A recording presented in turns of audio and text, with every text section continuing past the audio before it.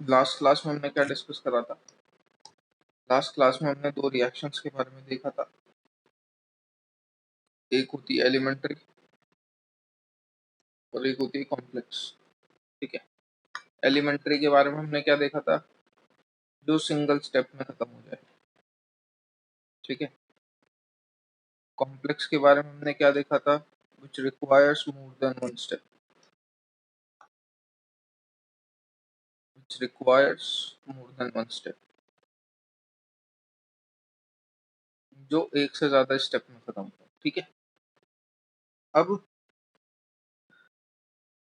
और हमने क्या देखा था? और हमने क्या हम पता लगा सकते हैं रिएक्शन को देख के कि भैया जो रिएक्शन मुझे गिवन है वो एलिमेंट्री है कि कॉम्प्लेक्स? तो अपन बोलेंगे नहीं, इसको मेंशन करना पड़ेगा। थोड़े बहुत अगर आपको एग्जांपल याद रख के जाने हो तो मैंने जो एग्जांपल्स लिखवाए हैं बस वही याद करके जाइएगा, उसके अलावा कोई और एग्जांपल्स नहीं याद रखने अपने को। अगली बात करेंगे रेट ऑफ रिएक्शन की।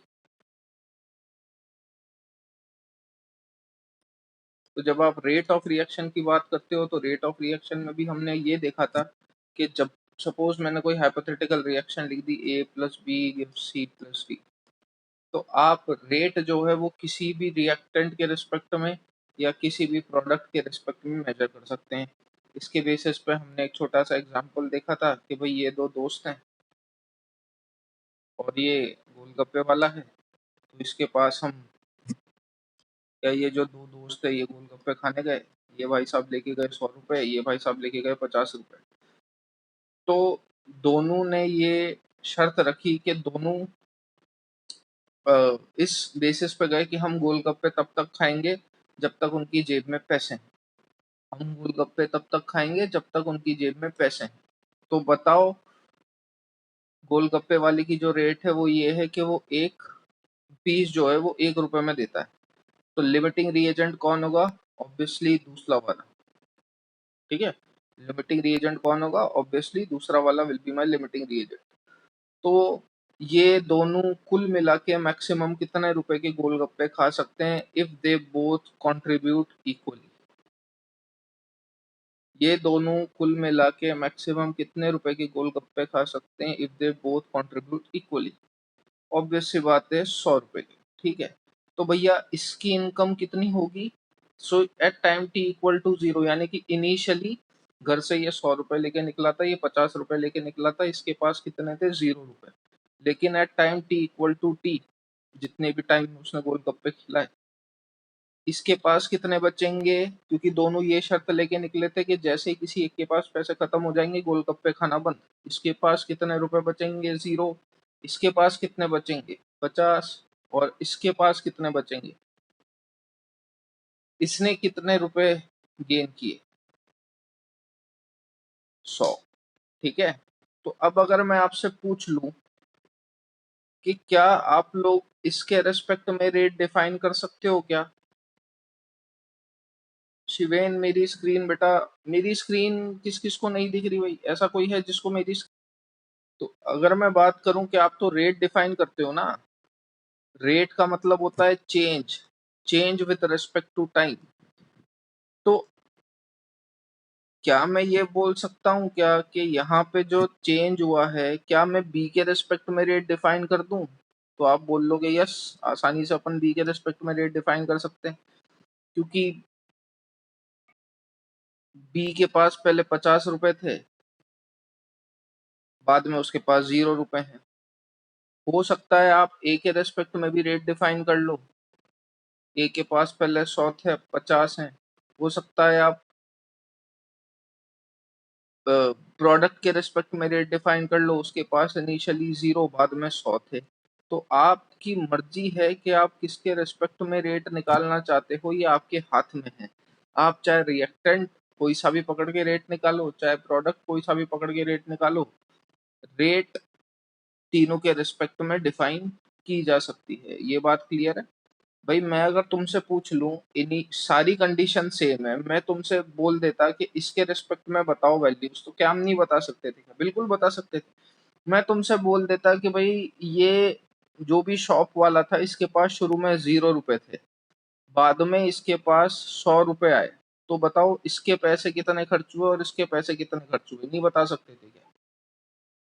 जैसे तुमने इसके रिस्पेक्ट में बाकी दो के पैसे बता दिए कितने बचे या कितने कमाए, ऐसे ही अगर मैं बोल देता ये प्रोडक्ट यानी कि ये जो गोलगप्पे वाला है इसके पास शुरू में 0 रुपए थे, बाद में इसके पास 100 रुपए की कमाई हुई इसकी, तो बताओ दोनों के कितने कितने पैसे खर्च हुए? तो तुम बोल देते 50-50। मैं बोल देता कि भाई इसके अगर 50 रुपए खर्च हुए और दोनों बराबर खर्च कर रहे हैं तो बताओ इसके भी कितने खर्च होंगे? तुम बोल दोगे 50। अब अगर दोनों के 50-50 रुपए खर्च हुए तो इसके कितने कमाए इसने? 100। तो आप किसी के भी रिस्पेक्ट में रेट मेजर कर रहे हो, क्या उससे रिजल्ट पे कोई फर्क पड़ रहा है क्या? नहीं। आंसर तो तीनों से सेम आएगा, चाहे किसी के भी रिस्पेक्ट में रेट मेजर करो। इतनी बात समझ में आई? और should I repeat this again? इतनी बात समझ में आई सबको? या ये एग्जाम्पल वापस समझाना है? ठीक, चलो आगे बढ़ते हैं। ठीक है, जैसा कि मैंने आपको लास्ट क्लास में भी बोला था, इसमें खेल है किसका? टर्म्स का। क्या ये मैंने आपको लिखवा दिया था कि अगर आर गिव्स पी टाइप की कोई एक रिएक्शन है तो रिएक्टेंट के लिए आप क्या डिफाइन करोगे? Rate of decrease. जबकि प्रोडक्ट के लिए आप क्या डिफाइन करोगे? Rate of increase. I think ये हम लिख चुके थे, मैं राइट? रिएक्टेंट के लिए क्या डिफाइन करोगे? Rate of decrease. प्रोडक्ट के लिए क्या डिफाइन करोगे? Rate of increase. Rate of decrease of R लिख लिया था ना? ठीक है, वापस नहीं लिख रहा मैं। अब मुझे बताओ, देखो किसी भी रिएक्शन में मास एंड मोल्स, बिल्कुल किसी भी रिएक्शन में mass and moles always remains conserve, हमेशा ध्यान रखना, ऑलवेज रिमेन्स कंजर्व। जानते ही होगे, लॉ पढ़े ही हैं मोल कॉन्सेप्ट के अंदर, law of mass action and law of conservation of principle of atomic conservation. ये दो यही चीज बोलते हैं दैट किसी भी रिएक्शन में mass and moles always remains conserve.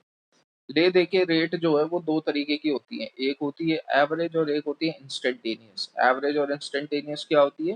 ध्यान से सुनना। शुरू में चीज थ्योरेटिकल है, उनके बेसिस पे न्यूमेरिकल थोड़ी टाइम बाद आएंगे, लेकिन जो थ्योरेटिकल चीज है उसको दिमाग में बिल्कुल सेट बिठा के चलना वरना प्रॉब्लम हो जाएगी। ठीक है, मेरे साथ लिखिए। Rate of reaction can be studied with respect to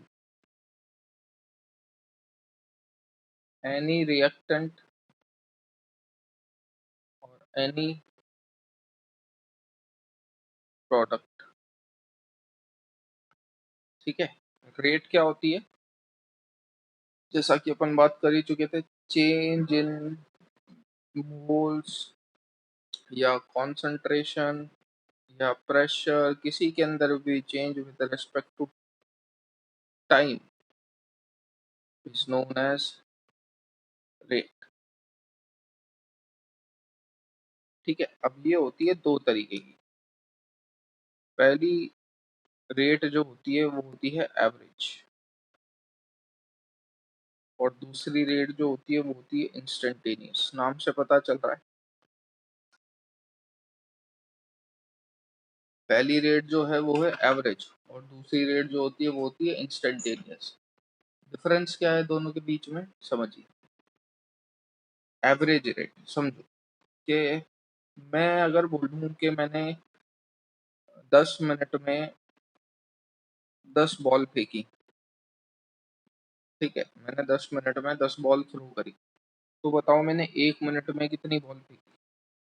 तो आप लोग बोलोगे एक। लेकिन क्या ये बिल्कुल प्रिसाइज कंडीशन है क्या? कंफर्म बोल सकते हो क्या कि मैंने इसी रेट से फेंका हो सकता है मैंने यूं कर दिया हो कि मैंने 9 मिनट बॉल ही नहीं फेंकी हो और मैंने लास्ट के 1 मिनट में 10 की 10 बॉल फेंक दी। लेकिन अपने हाथ में क्या है, अपन तो बस इस केस में एवरेज निकाल सकते हैं भैया। कि 10 मिनट में आपने 10 बॉल थ्रो करी है, तो 1 मिनट में आपने अप्रॉक्स 1 बॉल थ्रो करी होगी। तो average rate is just an approximation, average rate is just an approximation. लेकिन अब अगर मैं यूं बोलूं कि मैं आपके हर एक मिनट में बॉल्स काउंट कर रहा हूं, मैं हर एक मिनट में आपकी बॉल्स काउंट कर रहा हूं, तो 1 मिनट बाद आपकी जो बॉल थी वो 10 से 9 हो गई, दूसरे मिनट बाद आपकी जो बॉल थी यानी कि 1 मिनट बाद और वो 10 से 9 से 8 हो गई। तो क्या आप हर मिनट में एग्जैक्ट बॉल कितनी फेंकी वो बता सकते हो क्या? आप आपने हर मिनट में कितनी बॉल फेंकी, क्या आप वो चीज बता सकते हैं? तो अपन बोल देंगे बिल्कुल, क्योंकि मैं तो हर एक मिनट में बॉल काउंट करने बैठ गया ना। अगर मैंने 1 मिनट में 1 बॉल फेंकी होगी तो मेरी रेट भी उसी हिसाब से डिक्रीज हो रही होगी। अगर मैंने 10वें मिनट में बॉल काउंट करी, सपोज 9 मिनट तक मैंने बॉल जो थी वो सारी की सारी बॉल सेम थी यानी कि 10 की 10 बॉल थी, लेकिन 10वें मिनट में मैंने जब देखा तो बॉल 0 थी, मतलब 9 से 10 मिनट के बीच में ही आपने 10 की 10 बॉल फेंक दी। तो मैं एग्जैक्ट टाइम पे बता सकता हूँ कि कौन से टाइम पे आपने कितनी बॉल फेंकी।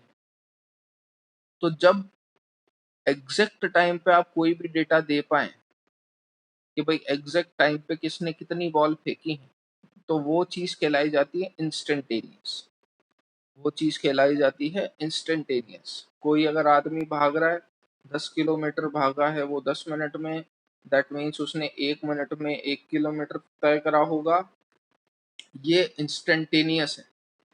कांस्टेंट स्पीड से भागना अप्रोक्सीमेटली इम्पॉसिबल होता है, या तो आदमी थोड़ा सा तेज या आदमी थोड़ा सा धीरे भाग रहा होगा। इनिशियली ऑब्वियस सी बात है वो तेज भाग रहा होगा, बाद में ऑब्वियस सी बात है वो धीरे भाग रहा होगा। लेकिन अगर मैं आपसे पूछूं, जरा बताइए 6 मिनट 42 सेकेंड पे उसकी स्पीड क्या थी, तो ये मैंने क्या कर दिया, ये मैंने एक इंस्टेंट बता दिया कि इस इंस्टेंट पे बताओ इसकी स्पीड क्या थी।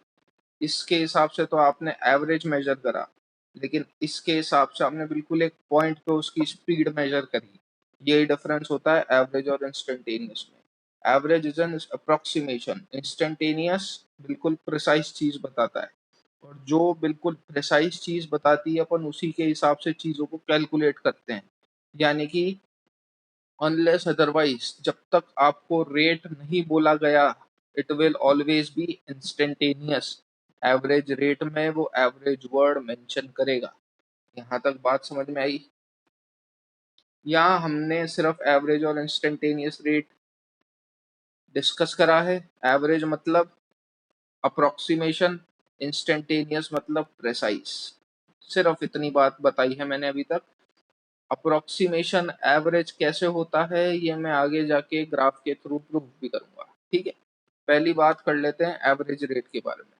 तो भैया एवरेज रेट जो है वो आप पहले ही लिख चुके हो, ये जो ऊपर लिखा है आपने यही एवरेज रेट का फॉर्मूला होता है। Average rate is equals to change in moles और कॉन्सेंट्रेशन और pressure divide by change in time, यही एवरेज रेट का फॉर्मूला है, ठीक है। लेट अस से मुझे एक रिएक्शन, पहले इतना लिख लो, फटाफट नोट डाउन कर लो 30 सेकेंड्स के अंदर।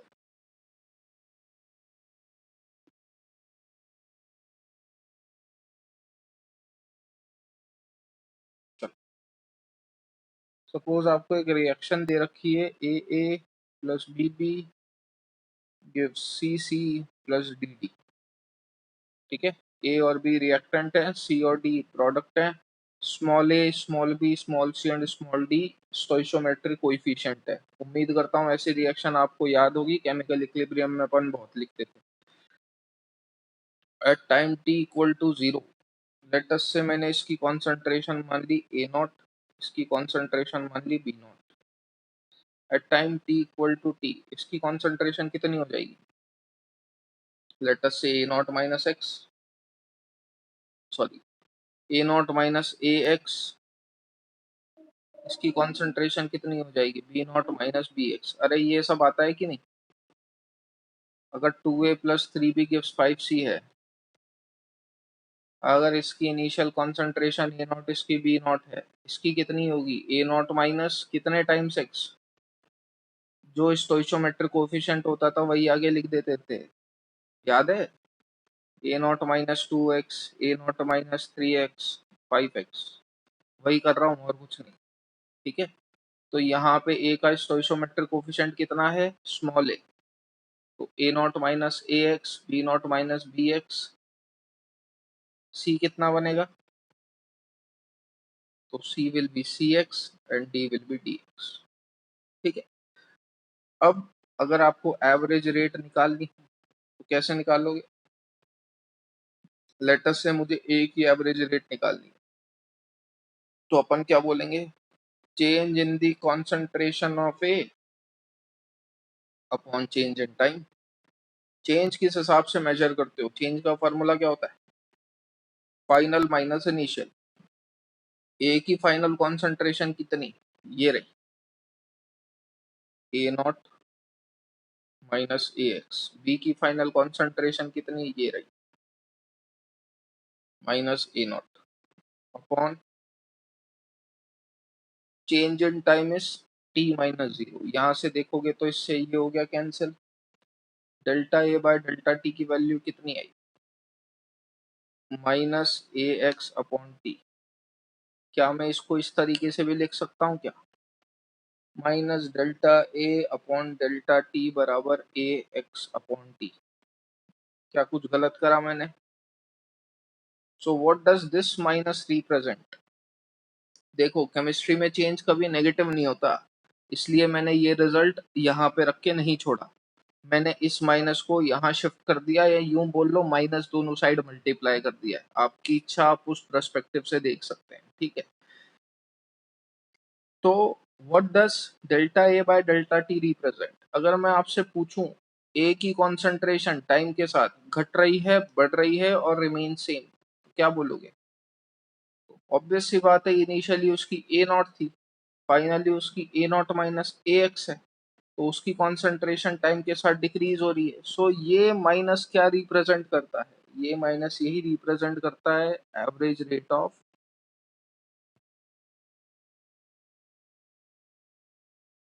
Decrease of A. ठीक है, ये माइनस क्या रिप्रेजेंट करता है, average rate of decrease of A. Similarly B की जब आप रेट निकालोगे तो बी की रेट क्या आएगी भैया, average rate of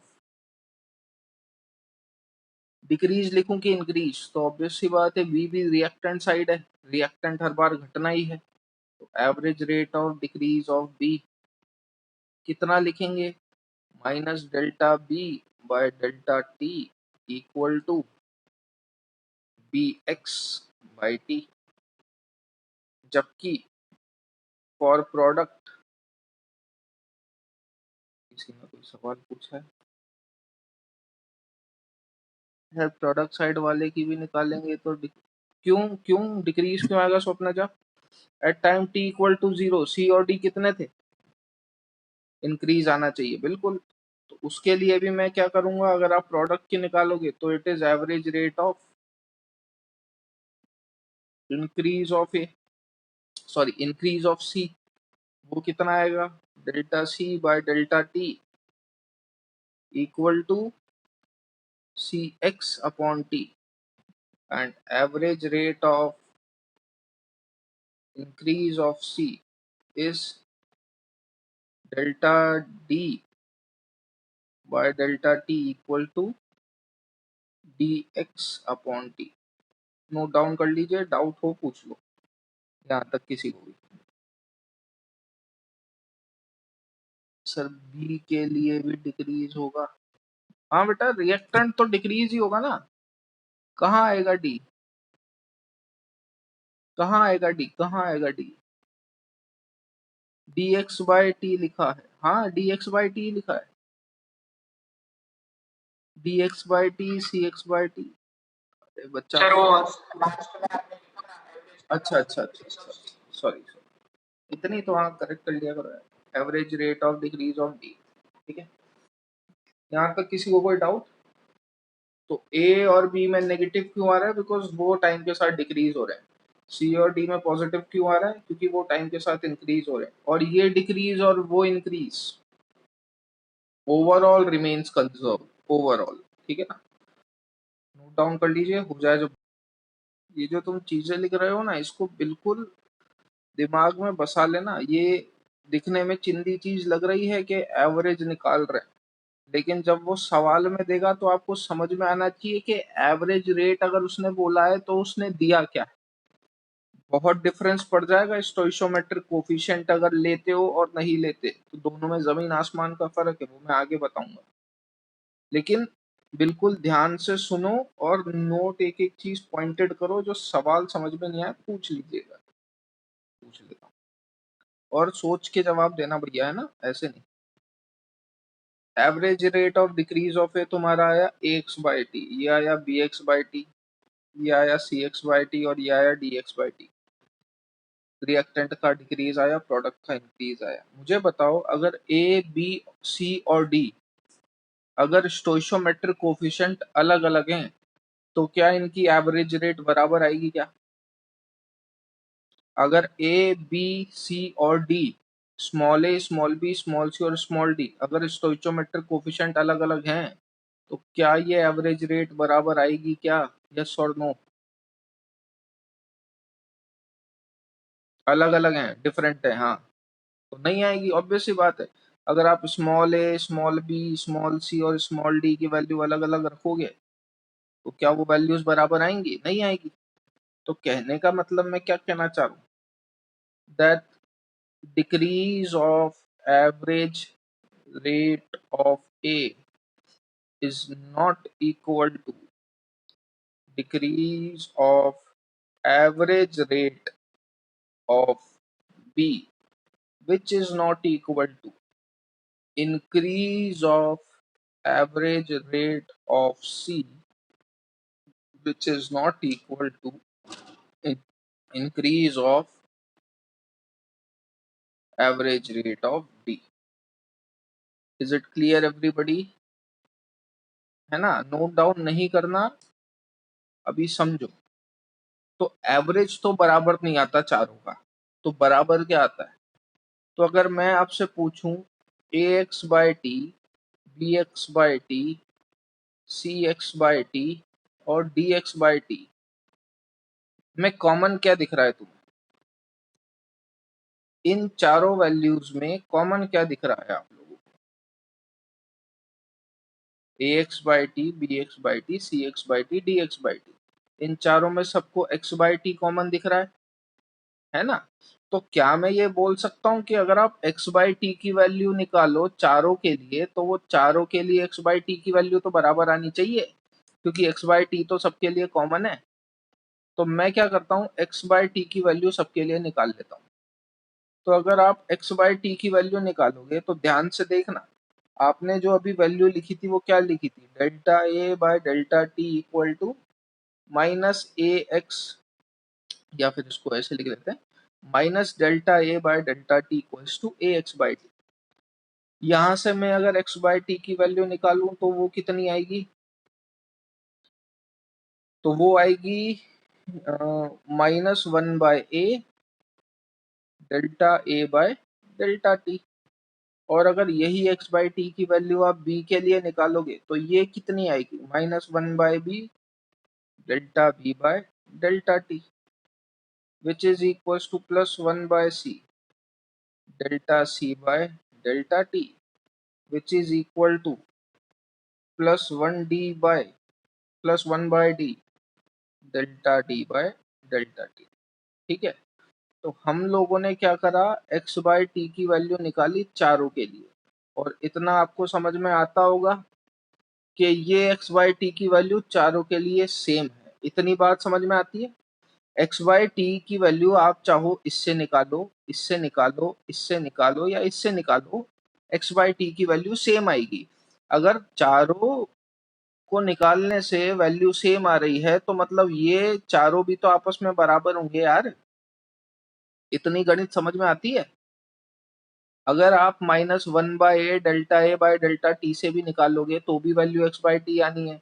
-1/b delta B by delta T से निकालोगे तो भी वैल्यू x बाय बी आनी है। 1/c delta C by delta T से निकालोगे तो भी वैल्यू x बाय टी आनी है। 1/d delta D by delta T से निकालोगे तो भी वैल्यू x बाय टी ही आनी है। तो जब हर एक को सॉल्व करने पे वैल्यू x बाय टी ही आनी है तो ये चारों वैल्यूज आपस में बराबर भी होंगी। इतनी बात समझ में आई? इतनी बात समझ में आई क्या? Is it clear everybody?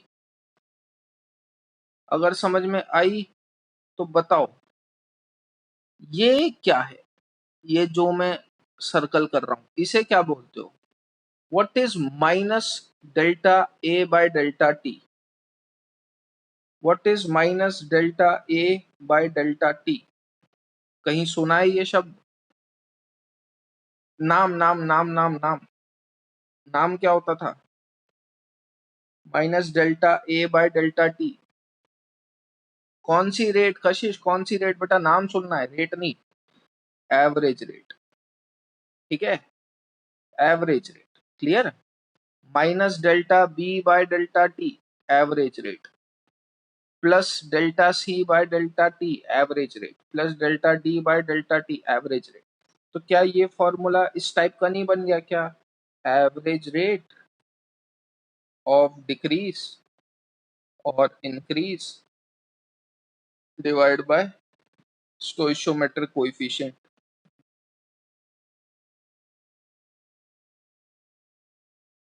तो कहने का मतलब जब आप average rate of decrease of A, average rate of decrease of B, C और डी निकालते हो तो वो तो आपस में बराबर नहीं आते। लेकिन जब आप उसी एवरेज रेट को स्टोइचियोमेट्रिक कोएफिशिएंट से डिवाइड कर देते हो तो वो चारों आपस में बराबर हो जाते हैं। तो वो चारों आपस में बराबर हो जाते हैं। इसी चीज को हम बोलते हैं क्या? Rate of reaction. And more precisely, it is called specific average rate of reaction। देखो नाम में जमीन आसमान का फर्क है। एवरेज रेट ऑफ रिएक्शन मतलब उसने दे रखा है delta A by delta T, लेकिन अगर मैं वही बोल दूं specific average rate of reaction is तो अपन बोलेंगे -1/a delta A by delta T. अब मैं अगर आपसे पूछ लूं जरा बताओ स्पेसिफिक एवरेज रेट और average rate they both are related through किससे?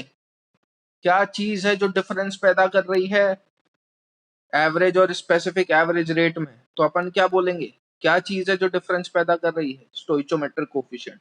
सो they both are related by stoichiometric coefficient. Clear है? नोट डाउन हो गया हो तो आगे बढ़ते हैं। सो अगर मैं आपसे बोलूं क्या average rate of decrease of A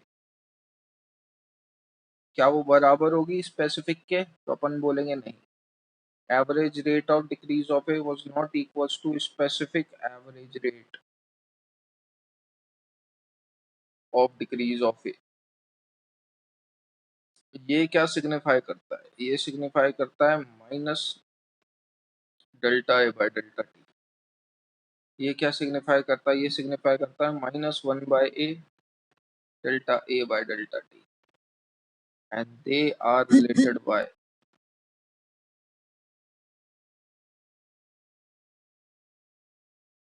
स्टोइचियोमेट्रिक coefficient.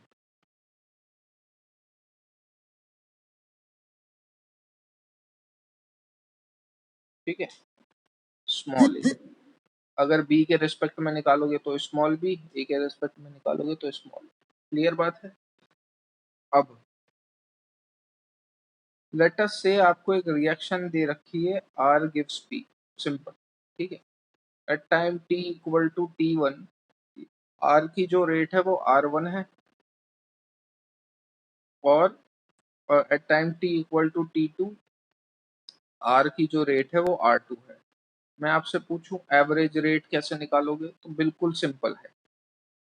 Average rate निकालना है, मैंने क्या निकालना है, delta R by delta T, क्योंकि रिएक्टेंट है तो नेगेटिव ऑटोमेटिकली लगा दीजिएगा।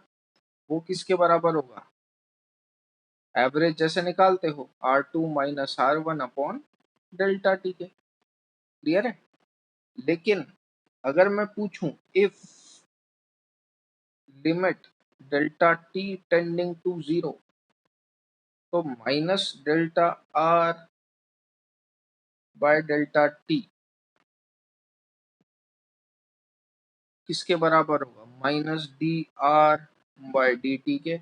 अब ये मैंने क्या कर दिया, मैंने एक पॉइंट के टूवर्ड्स टेंड कर दिया, that limit delta T tending to zero, it means it is tending towards a point, and उस सच पॉइंट पे जो रेट आएगा उसी रेट को आप इंस्टेंटेनियस बोलते हो, क्योंकि आपने यहाँ पे एक पॉइंट डिफाइन कर दिया। एवरेज रेट तो निकालना 2 मिनट का काम है। अपन जो बात करते हैं वो इंस्टेंटेनियस के रेस्पेक्ट में बात करते हैं, अनलेस अदरवाइज आपको मेंशन नहीं है the rate would be always instantaneous. Note down कर लो जल्दी से, आगे बढ़ते हैं। अब मैं आगे बढ़े, बच रहा है, सुन लो इतने। कोई भी चीज कैलकुलेट करना इंस्टेंटेनियस रेट के बेसिस पे इज मोर एक्यूरेट। हम लोग एवरेज रेट में एवरेज करते हैं, तो ऐसा भी हो सकता है कि वो टाइम के अकॉर्डिंग जो रेट है वो चेंज कर रही हो। जैसा कि मैंने आपको बोला था कि 10 मिनट तक मैंने 10 बॉल फेंक दी, हो सकता है शुरू के 9 मिनट तक मैंने बॉल ही नहीं फेंकी हो, लेकिन 10वें मिनट में मैंने सारी की सारी बॉल फेंक दी, तो शुरू के 9 मिनट तक तो मेरी रेट जीरो थी, लेकिन 10वें मिनट में मेरी रेट सडनली बढ़ गई। तो हो क्या रहा है एक्चुअल में, एवरेज रेट में चीज टाइम के साथ वेरी कर सकती है। ये तो मेरे पे डिपेंड है ना, मैंने किस रफ्तार से, किस स्पीड से, किस रेट से बॉल फेंकी। तो जैसा कि मैं कह रहा था कि एवरेज रेट में अगर आप कैलकुलेट करना चाहोगे, तो एवरेज रेट में कई बार ऐसा होगा कि शुरू में मेरी रेट जो थी सपोज वो कम थी, लेकिन आगे जाके मेरी रेट बढ़ गई। वाइस वर्सा भी हो सकता है, शुरू में रेट मेरी ज्यादा थी लेकिन आगे जाके वो रेट कम हो गई। तो एवरेज रेट का दिक्कत ये है कि एवरेज रेट टाइम के साथ वेरी हो सकती है, मतलब वो फ्लक्चुएट कर सकती है। इंस्टेंटेनियस रेट आप किसी पिन पॉइंट टाइम पे निकालते हो तो उसमें घपला होने का कोई चांस ही नहीं होता। ठीक है। तो अनलेस अदरवाइज मेंशन, आपको जो रेट आप मान के चलोगे वो कौन सी मान के चलोगे, कुल मिला के एवरेज। और एक बात हमेशा ध्यान रखना, हालांकि मैं आगे बता दूंगा, आपने जो रेट का एक्सप्रेशन लिखा था, कौन सी रेट, स्पेसिफिक रेट का जो आपने एक्सप्रेशन लिखा था, कौन सा, X by T equals to -1 by A by delta T which is equals to -1 by B delta B by delta T. ये जो आपका एवरेज है, ये स्पेसिफिक रेट, चाहे वो आप एवरेज रेट के लिए निकालो चाहे इंस्टेंटेनियस रेट के लिए निकालो, ये एक्सप्रेशन दोनों के लिए कॉमन आएगा। इसकी वैल्यू किसी के लिए भी चेंज नहीं करती, इधर इट इज एवरेज और इट इज इंस्टेंटेनियस। तो ये जो आपने स्पेसिफिक रेट का एक्सप्रेशन लिखा था, ये एवरेज और इंस्टेंटेनियस दोनों टाइप की रेट के लिए वैलिड है। अपन तो सवाल करेंगे, क्वेश्चन समझिएगा। फॉर अ रिएक्शन मेरे साथ क्वेश्चन नोट डाउन कर लो, अगर आपको लगता है कि सॉल्व कर सकते हो तो कर लेना, अदरवाइज मैं कर ही दूंगा। N2 plus 3H2 gives 2NH3। Ammonia, अरे यार,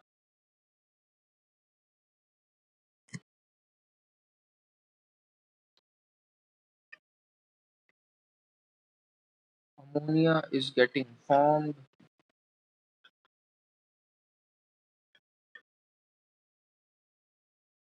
at an, ध्यान से देखना चीजें दे क्या रखी हैं, average rate of 5 moles per second between time T1 to T2, then find the average rate of decrease of N2 and H2 in the same time interval.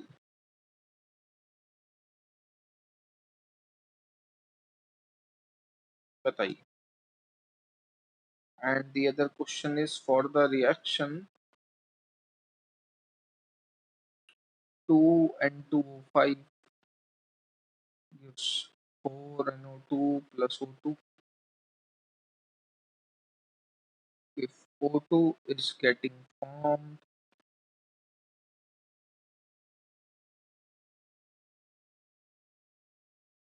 at an average rate of 10 moles per second, then find the average rate of decrease of N2O5 and increase of NO2. Find out करिए, बताइए. I'll give you not more than 2 minutes for these two questions. चलो solve करते हैं. उम्मीद करता हूँ question सबने note down कर लिया होगा. सॉल्यूशन NO240 बिल्कुल सही. चलो तो अपन सवाल कर लेते हैं. सवाल ने क्या बोला? फॉर अ रिएक्शन, मेरे को रिएक्शन दे रखी है N2 plus 3H2 gives 2NH3. क्या बोला है उसने? Ammonia is getting formed at an average rate of 5 moles per second. Average rate मतलब पहली बात तो अमोनिया के लिए रेट ऑफ डिक्रीज या रेट ऑफ इंक्रीज, तो प्रोडक्ट साइड है तो रेट ऑफ इंक्रीज है. एवरेज रेट बोला है मतलब स्टोइचोमेट्रिक कोफिशिएंट का कोई काम नहीं है. मतलब उसने दे रखा है delta NH3 by delta T. कितना? 5. इतनी बात में किसी को कोई प्रॉब्लम नहीं होनी चाहिए. Is it correct? Delta NH3 by delta T is equals to 5. और क्या पूछा है उसने? Average rate of decrease of N2. Decrease बोल दिया मतलब ऑटोमेटिकली माइनस लगा देना.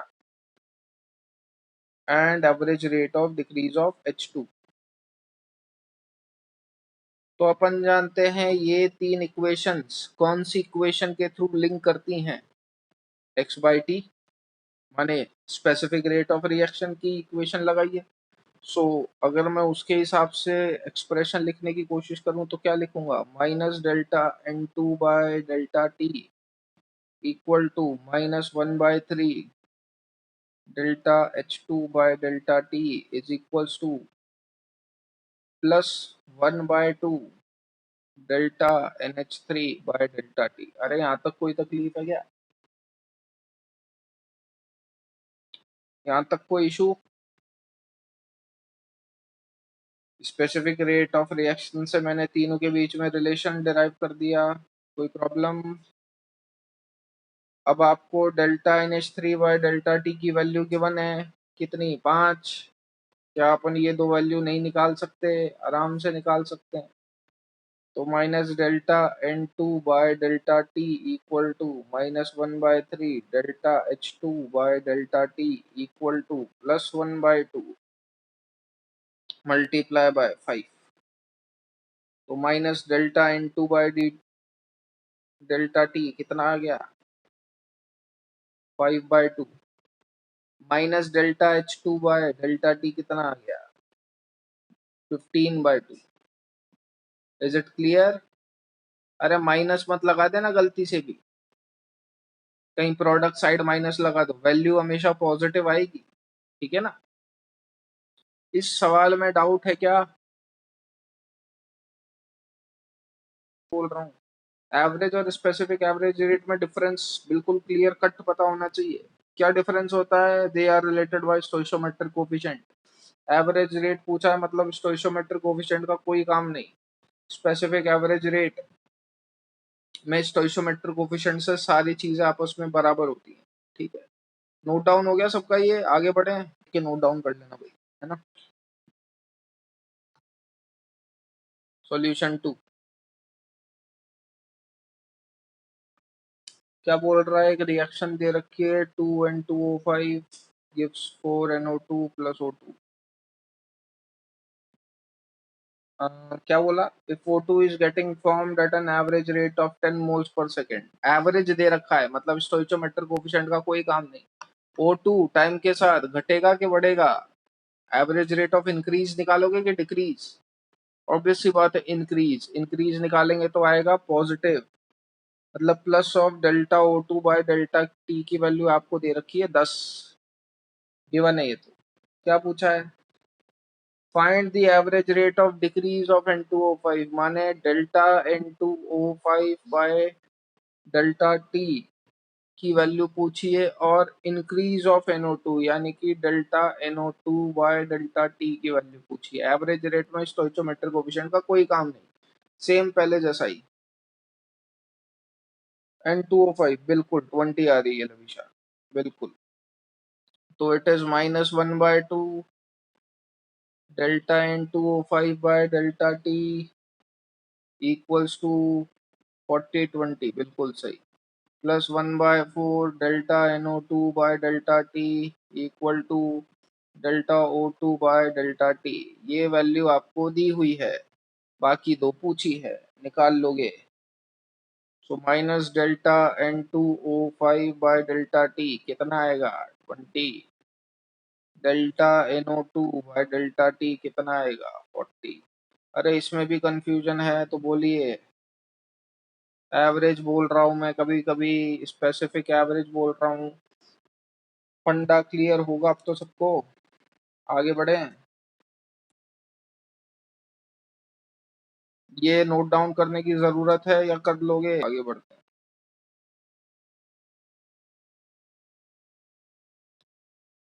जैसा कि मैंने आपको बोला कि स्पेसिफिक एवरेज रेट का एक्सप्रेशन चाहे एवरेज रेट के लिए निकालो चाहे इंस्टेंटेनियस रेट के लिए, दोनों के लिए वैलिड होता है। तो सेम चीज हम लोग इंस्टेंटेनियस रेट में भी बात करेंगे। लेटस से मेरे पास एक इक्वेशन है, A plus B B give C C plus D D at time T equal to 0। इसकी कॉन्सेंट्रेशन मैंने मान ली ए नॉट, इसकी मान ली बी नॉट, बाकी दो की होगी 0 0। At time T equal to T इसकी कितनी हो जाएगी, A not minus A X, B not minus B X, C X D X. तो अगर मैं बात करूं at time T equal to T, what is the concentration of A at time T, आपको तो इंस्टेंट पे निकालनी है ना। लेटस से मेरे को इस टाइम टी पे यानी कि इस इंस्टेंट पे रेट कैलकुलेट करनी है, तो इंस्टेंटेनियस रेट तो किसी इंस्टेंट पे ही कैलकुलेट होगी। लेटस से मेरे को time T equal to T पे ए की रेट निकालनी है, तो what is the concentration of A at time T, तो concentration of A at time T is A not minus A X. ठीक है, अब अगर आपको इसकी रेट निकालनी है एट टाइम टी तो क्या करो, डिफरेंशिएट कर दो with respect to time T, differentiate कर दो with respect to time T, तो क्या आएगा डिफरेंशिएशन में, इट इज माइनस, इसको डिफरेंशिएट करोगे तो क्या आएगा, it is minus D A by D T, बराबर माइनस यहाँ पे पहले से ही है, तो it is A D X by D T. समझ में आया क्या करा मैंने, इसको जब आप डिफरेंशिएट करोगे विद टाइम टी तो आएगा D A by D T, इसको जब आप डिफरेंशिएट करोगे with respect to time T तो ये आएगा minus A D X by D T. तो मैं क्या कर रहा हूँ, माइनस बस उधर लेके चल गया मैं, तो ये एक्सप्रेशन मैंने डायरेक्ट लिख दिया और कुछ नहीं। तो minus D A by D T equals to A D X by D T, clear बात। सिमिलरली बी के रेस्पेक्ट में निकालोगे तो क्या आएगा, minus D B by D T equals to b dx by dt, which is equals to plus dc by dt, which is equals to plus c dx by dt. And what is plus dd by dt? It is equals to plus d of dx by dt. अरे got it everybody, simple differentiation है, इसमें कोई issue हर जगह से dx by dt की value निकाल लो, क्या common दिख रहा है इसमें? तो एवरेज में x बाई टी कॉमन दिख रहा था, यहाँ पे डिफरेंशिएट कराया with respect to time t, तो सबके अंदर क्या कॉमन दिख रहा है? dx by dt। जब dx बाई dt की वैल्यू निकालोगे तो निकाल के बताओ एक्सप्रेशन क्या आएगा। पहले इतना नोट डाउन करो, आगे बढ़ते हैं, मैं ही लिख दूंगा। जब इन चारों वैल्यूज को यूज करके dx बाई dt की वैल्यू निकालोगे तो यहाँ से dx बाई dt की वैल्यू क्या आएगी? -1/a da by dt। यहाँ से वैल्यू क्या आएगी? -1/b da by dt। यहाँ से वैल्यू क्या आएगी? 1/c dc by dt। और यहाँ से वैल्यू क्या आएगी? 1/d dd by dt। दिख रहा है कौन सा एक्सप्रेशन है? स्पेसिफिक एवरेज रेट का ही एक्सप्रेशन है। तो इसलिए मैंने बोला था चाहे एवरेज निकालो चाहे स्पेसिफिक एवरेज निकालो, दोनों के लिए ये एक्सप्रेशन वैलिड है। So what does dx by dt equals to? It is equals to rate of reaction or specific rate of reaction, and which is further equals to -1/a da by dt equals to -1/b db by dt, which is equals to +1/c dc by dt +1/d dd by dt। Got it everybody? Note down कर लीजिए, आगे बढ़ते हैं फटाफट।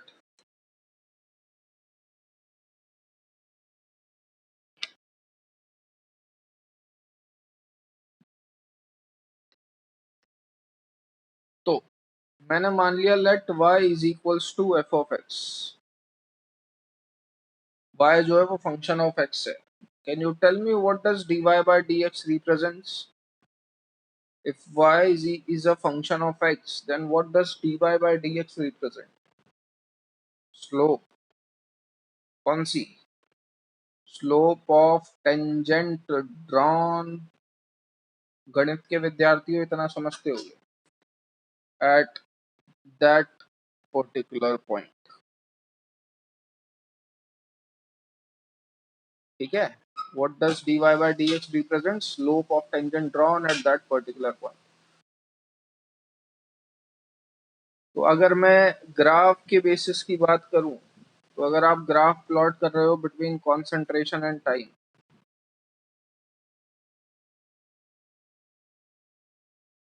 आपने जो reaction लिख रखी थी वो थी AA plus BB give CC plus DD।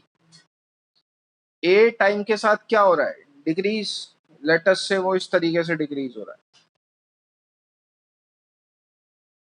सी टाइम के साथ क्या हो रहा है? ये कॉन्सेंट्रेशन ऑफ ए, ठीक है। सी टाइम के साथ क्या हो रहा है? इंक्रीज। लेटस से वो इस तरीके से इंक्रीज हो रहा है, ठीक है। अब मैंने क्या करा? Let at any time T. Let's से मैंने ये टाइम टी मान लिया। Let at any time T, मैंने सपोज इस टाइम पे मैं रेट मेजर करना चाह रहा हूँ, ठीक है ना।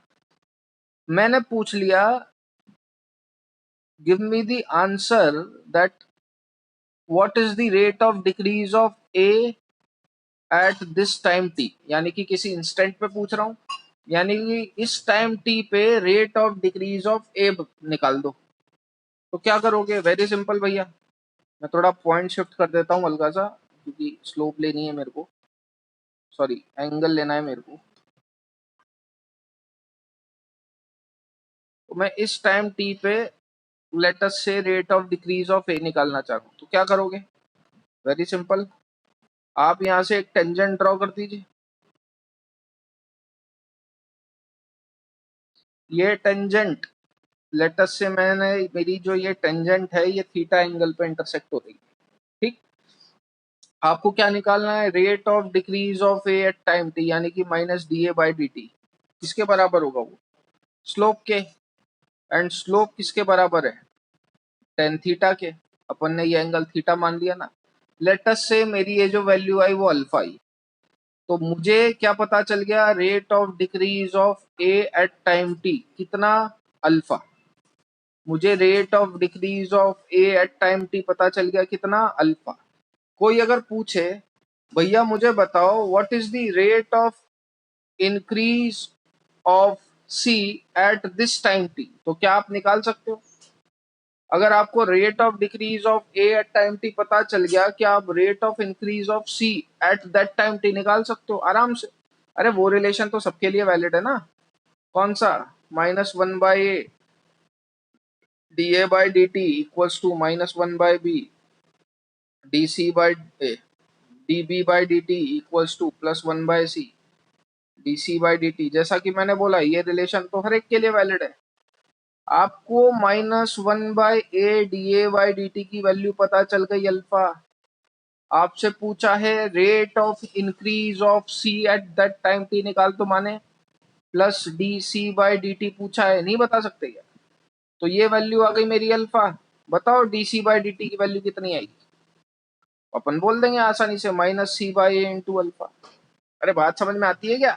ऐसे क्वेश्चन करें अभी 2 मिनट पहले तुम लोगों ने, तो अगर कोई आपसे पूछे what is the value of D C by D T, आप बोल दोगे c/a × alpha. Is it clear everybody? क्योंकि आपने एक पर्टिकुलर पॉइंट टी पे निकाली, तो आपने टाइम फिक्स कर दिया। टाइम फिक्स कर दिया मतलब आपने ये रेट जो निकाली है वो इंस्टेंटेनियस निकाली है। मैंने, अगर आपको याद हो तो आज ही के लेक्चर में बोला था कि average rate is an approximation. मैं उसको प्रूव कर सकता हूं कैसे, देखो। अगर आप ए के स्लोप को देखो तो क्या ए का स्लोप कांस्टेंट है क्या? क्या अगर मैं कोई भी टाइम पकड़ लूं तो क्या ए का स्लोप यहाँ पे आपको कांस्टेंट नजर आ रहा है? नहीं, ए की वैल्यू तो हर पॉइंट पे चेंज हो रही है। ठीक है, that means A is not decreasing at a constant rate. वो तो हर जगह अलग अलग वैल्यू शो कर रहा है ना। तो यहीं से अपन ने, मतलब मेरे कहने का मतलब बस ये है कि मैं यहीं से ये बात कहना चाह रहा था that average is just an approximation. जैसा कि आप यहाँ पे देख सकते हैं कि ए किसी कांस्टेंट रेट से डिक्रीज नहीं कर रहा, ए की वैल्यू हर पॉइंट पे चेंज हो रही है। तो मतलब हम जो एवरेज निकाल रहे थे वो अप्रोक्सीमेशन था। Instantaneous will give us the correct answer. Clear बात है? चलिए अगली बात करते हैं, जो आप लोगों ने, उम्मीद करता हूं अगर जो 11th में पढ़े हैं मेरे से, उन लोगों ने तो एटलीस्ट सुनी रखा होगा। सुना है कभी ये?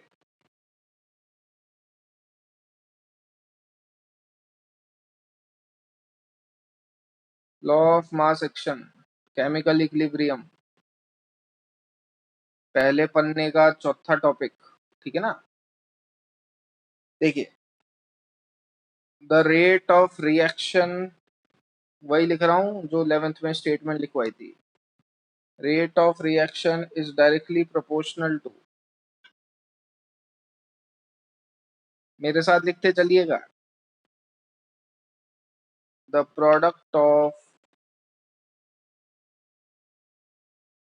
Active masses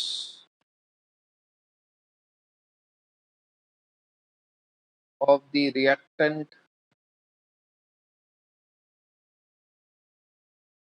raised to the power of their stoichiometric coefficient।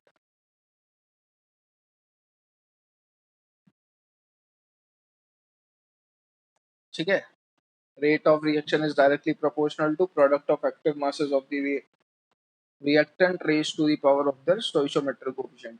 11th के अंदर सेम स्टेटमेंट लिखा हुआ है, जिसकी इच्छा हो केमिकल इक्विलिब्रियम के नोट्स खोल के देख लेना। ध्यान रखिएगा, आपको जो मेन बात ध्यान रखनी है वो ये है कि ये जो लॉ ऑफ मास एक्शन है is valid only for elementary step reaction. ये लॉ ऑफ मास एक्शन सिर्फ एलिमेंट्री स्टेप रिएक्शन पे काम करता है। सर आपने तो 11th में बताया था कि law of mass action her reversible reaction के लिए वैलिड है 110%। लेकिन अपन वहां पे जो भी रिएक्शन सॉल्व कर रहे थे वो हम ये मानते हुए सॉल्व कर रहे थे कि वो हर एक रिएक्शन एलिमेंट्री स्टेप रिएक्शन है। ध्यान रखिएगा, केमिकल इक्विलिब्रियम में हमने जो भी सवाल सॉल्व करे हैं, जो भी रिएक्शन लिखी है, वो हर एक रिएक्शन हमने ये मानते हुए सॉल्व करी है that each reaction is an elementary step reaction. Complex reaction के लिए law of mass action valid नहीं होता, ठीक है, only for elementary step reaction, it is not valid for complex reaction.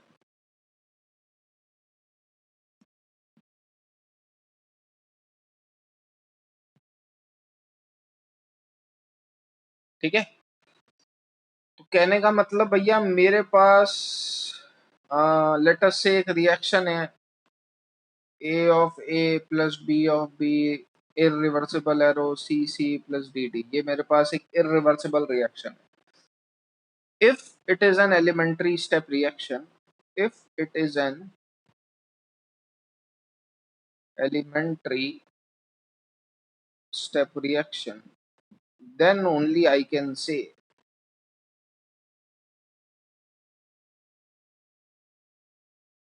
that rate is directly proportional to product of active masses of the reactant raised to the power of their stoichiometric coefficient। active mass क्या होते हैं बात कर चुके हैं बहुत ज्यादा detail में केमिकल इक्विलिब्रियम में। ये एक्सप्रेशन उम्मीद करता हूँ लिखना सबको आता होगा। Rate of active masses of the reactant raised to the power of their stoichiometric coefficient। what is the stoichiometric coefficient of A, small a? what is the stoichiometric coefficient of B, small b? Clear? But if it is complex,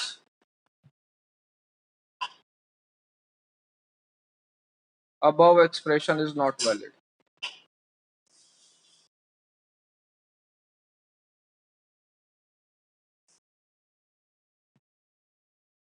लिख लीजिए, हो जाए जो बता दे। तो भैया गौर फरमाइएगा।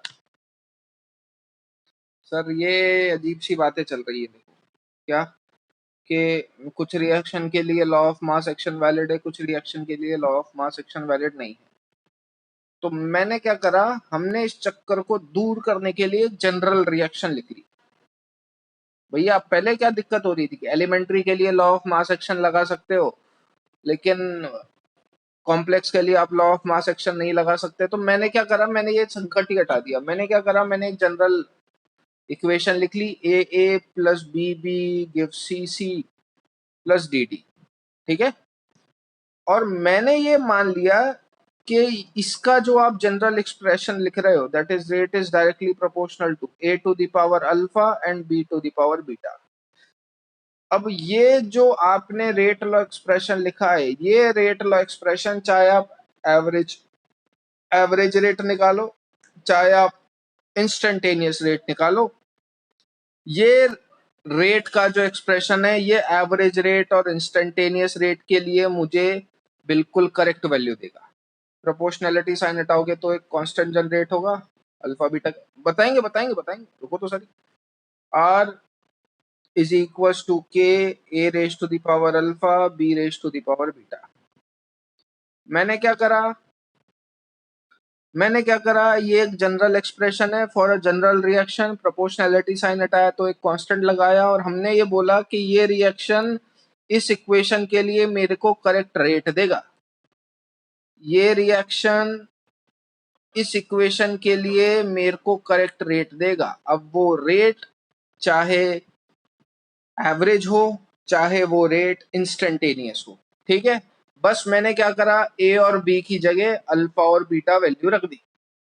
ठीक, ए और बी की जगह अल्फा और बीटा वैल्यू रख दी। अब आप लोग बोलोगे कि सर रख तो दी मुंह उठा के, और आप बोल भी रहे हो कि ये इक्वेशन, ये रेट का रिएक्शन का एक्सप्रेशन इस इक्वेशन को चाहे वो एवरेज हो चाहे इंस्टेंटेनियस दोनों को सेटिस्फाई करेगा, लेकिन अल्फा और बीटा की वैल्यू लाओगे कहां से? तो हम अल्फा और बीटा की वैल्यू एक्सपेरिमेंटली लाएंगे। ठीक है, हम अल्फा और बीटा की वैल्यू एक्सपेरिमेंटली लाएंगे, बताऊंगा कैसे।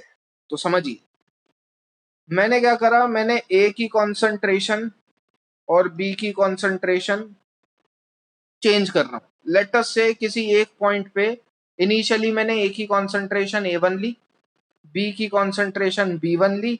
एपरेटस है मेरे पास, सारे मेजरमेंट्स है मेरे पास, मेरे पास सारे जुगाड़ है जिससे मैं रेट मेजर कर सकता हूँ। तो मैंने ए की कॉन्सेंट्रेशन A1 ली, हाँ ठीक, ए की कॉन्सेंट्रेशन A1 ली, बी की कॉन्सेंट्रेशन B1 ली, रेट आई लेटस से मेरी R1। इसके बाद ज्वाइन कर लेना भैया लिंक, चाहे खत्म हो चाहे ना हो, ठीक है ना। मैं इसके बाद भी पढ़ाऊंगा जब तक ये टॉपिक खत्म नहीं हो जाता। दूसरा, लेटस से मैंने एक और बार रेट मेजर करी, लेकिन अब की बार मैंने ए की कॉन्सेंट्रेशन को तो सेम रखा, लेकिन मैंने बी की कॉन्सेंट्रेशन चेंज कर दी। उस टाइम पे जो रेट आई वो मेरी R2 आई। तीसरा, लेटस से मैंने अब बी की कॉन्सेंट्रेशन सेम रखी, दैट इज B1, और ए की कॉन्सेंट्रेशन चेंज कर दी, लेटस से A2। इस केस में जो रेट आई वो R3 है। मैंने क्या करा, मैंने अलग अलग कॉन्सेंट्रेशन पे रेट मेजर कर ली। ए की कॉन्सेंट्रेशन A1 और बी की कॉन्सेंट्रेशन B1 मानते हुए जो रेट आई वो R1 है, इस टाइम जो रेट आई वो R2 है, और इस टाइम जो रेट आई वो R3 है। पहले लिख लो ये, फिर बात करेंगे। यहाँ पे कॉन्सेंट्रेशंस लेके आप रेट पता कर सकते हो, एपरेटर्स अपने पास बकायदा सारे मौजूद है ना, तो R1 R2 R3 में वहां से पता लगा लूंगा। Done everybody. तो देखिए होता क्या है, मैथ्स वाले स्टूडेंट समझेंगे, बायो वालों को ध्यान देने की जरूरत नहीं है, जो मैं करूँ वो आप लोग समझ जाएंगे ऑटोमेटिकली। भाई होता क्या है, गणित में अपने को कई बार क्या करते हैं, कोऑर्डिनेट्स पॉइंट दे दिए गए। सपोज अगर आपको कोऑर्डिनेट्स पॉइंट्स गिवन है और आपसे बोल दिया जाए, इतना टाइम वेस्ट करें, मैं अपनी बात कंटिन्यू करता हूँ। लेटस से आपको कोऑर्डिनेट पॉइंट दे दिए जाते हैं और आपसे बोला गया है कि ये पॉइंट स्ट्रेट लाइन पे लाई करता है। ठीक है, कोऑर्डिनेट्स पॉइंट आपको पता है और आपको ये भी पता है कि वो पॉइंट जो है वो स्ट्रेट लाइन पे लाई करते हैं।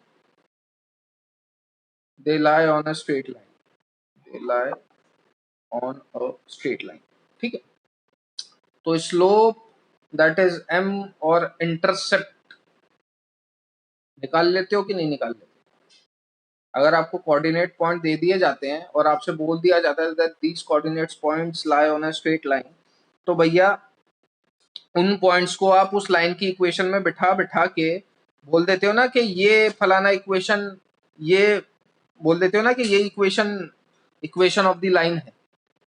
अगर आपको कोऑर्डिनेट पॉइंट दे दिए जाते हैं और बोल दिया जाता है कि ये कोऑर्डिनेट पॉइंट स्ट्रेट लाइन पे लाई करते हैं और आपको बोला जाता है कि स्लोप और इंटरसेप्ट निकालो, तो आप क्या करते हो, पॉइंट बिठा बिठा के बोल देते हो ना कि ये इक्वेशन ऑफ लाइन है। सिमिलरली मैं भी क्या कर रहा हूँ, अल्फा और बीटा की वैल्यू बिठा बिठा के मैं ये बोल दूंगा कि ये इक्वेशन ऑफ रेट है। समझ में आया?